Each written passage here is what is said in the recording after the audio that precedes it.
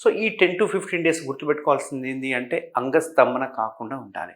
ఇప్పుడు నేను చెప్పినట్టుగా గనక హైజీనిక్‌గా పెట్టుకొని అంగస్తంభన కాకుండా గనక జాగ్రత్తలు తీసుకుంటే సర్జరీ చేసినట్టు కూడా ఉండదు. హ్యాపీగా ఉంటుంది. ఎటువంటి పెయిన్ ఉండదు. బట్ ఎప్పుడైతే అంగస్తంభన అయిందో ఈ 10 to 15 డేస్‌లో అంగస్తంభన అయితే మీకు బ్లీడింగ్ వచ్చే అవకాశాలుంటాయి.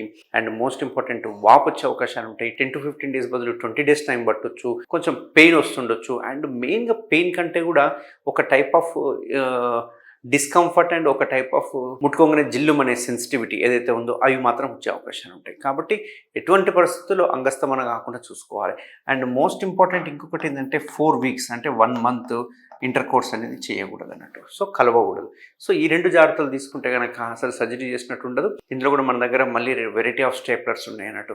అంటే బ్లాక్ స్టేప్లర్ కావచ్చు, గోల్డ్ అని ఇవన్నీ చాలా ప్రీమియం స్టేప్లర్స్. ఇండియాలో మీకు ఎక్కడ దొరకదు. ఓన్లీ మన ట్రీట్మెంట్ ఏజ్ హాస్పిటల్ సెంటర్లో మాత్రం దొరుకుతుంది.